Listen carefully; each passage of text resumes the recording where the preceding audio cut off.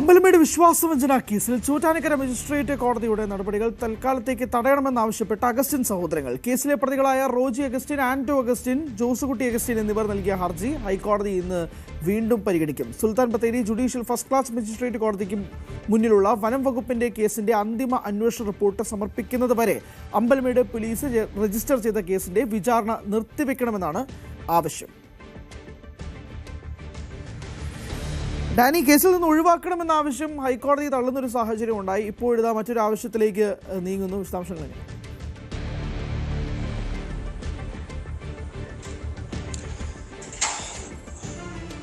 ഹരി, ഈ കേസിൽ കഴിഞ്ഞ തവണ മൂന്ന് പേരും തന്നെ കോടതിയിൽ ഹാജരായിരുന്നു. കാരണം കോടതിയിൽ പലതവണ 2 തവണയോളം ഹാജരാകാനായിട്ട് ആവശ്യപ്പെട്ടുകൊണ്ട് അവർ കോടതിയിൽ ഹാജരാകാതിരുന്നതിനെ തുടർന്നാണ് പിന്നീട് ഇതിൽ ജാമ്യമില്ലാ വാറണ്ട് അടക്കമുള്ള കാര്യങ്ങൾ പുറപ്പെടുവിക്കുന്നതും. തൊട്ടു പിന്നാലെ ആദ്യം 2 പേരും പിന്നീട് മറ്റൊരാൾ ഈ അഗസ്റ്റിൻ ബ്രദേഴ്സ് 3 പേരും തന്നെ ഹാജരാകുകയും കോടതിയിൽ നിന്ന് ഇതിൽ ജാമ്യം നേടുകയും എല്ലാം തന്നെ ചെയ്തു. അങ്ങനെ നടപടികൾ അനുസരിച്ചു ഇന്ന് കോടതിയിൽ അവർ വീണ്ടും ഹാജരാകേണ്ടതാണ്. ഇന്ന് അവർക്കെതിരായ കുറ്റം വായിച്ചു കേൾപ്പിക്കുക എന്നതടക്കമുള്ള നടപടിക്രമങ്ങളുണ്ട്, കോടതിയുടെ നടപടിക്രമങ്ങളുണ്ട്. പക്ഷേ അതിന് മുൻപായിട്ട് ഇവർ ഹൈക്കോടതിയിലേക്ക് പോയിരിക്കുകയാണ്. ഈ കേസിൻ്റെ അടക്കമുള്ളൊരു സാഹചര്യം ചോദ്യം ചെയ്തുകൊണ്ടുള്ള ഹൈക്കോടതിയിലേക്കാണ് മുന്നോട്ട് പോയിരിക്കുന്നത്. കോടതി ഇന്ന് ഈ കേസ് പരിഗണിക്കുന്നുണ്ട്. അതുകൊണ്ട് തന്നെ ഇന്ന് അവർ ചോറ്റാനിക്കര മജിസ്ട്രേറ്റ് കോടതിയിൽ ഹാജരാകാനുള്ളൊരു സാധ്യത കുറവാണ് കാണുന്നത്.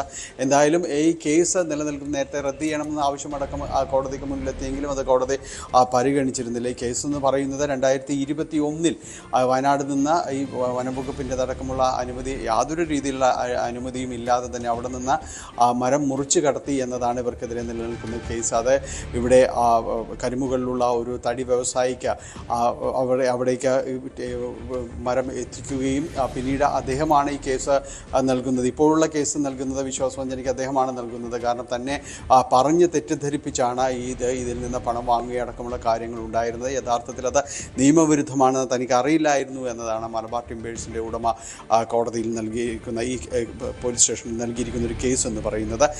അതിൻ്റെ തുടർ നടപടികളാണ് പിന്നീട് ഉണ്ടായിരുന്നത്. ഈ കേസുമായി ബന്ധപ്പെട്ടുകൊണ്ട് കോടതി നടപടിക്രമങ്ങളിലേക്ക് കടന്നപ്പോൾ അവിടെ ഹാജരാകാതിരുന്നു. പിന്നീടാണ് വാറണ്ട് അടക്കമുള്ള കാര്യങ്ങൾ ഉണ്ടായത്. ഇപ്പോൾ ആ കേസ് അത് തള്ളണമെന്ന് ആവശ്യപ്പെട്ടുകൊണ്ട് അടക്കമുള്ള കാര്യങ്ങൾ അത് ഹൈക്കോടതിയിലേക്ക് നീങ്ങിയിരിക്കുകയാണ്. ഇന്ന് ചോറ്റാനിക്കര കോടതിയിൽ ഈ കേസ് പരിഗണിക്കുന്നുണ്ട്. പക്ഷേ ഹാജരാകാനുള്ള സാധ്യതകൾ കുറവാണ് എന്ന് തന്നെയാണ് മനസ്സിലാക്കുന്നത്. ഹാജരാകാനുള്ള സാധ്യത കുറവാണ് എന്നാണ് കണക്കാക്കുന്നത്. ഡാനിയാണ് വിശദാംശങ്ങൾ നൽകിയത്.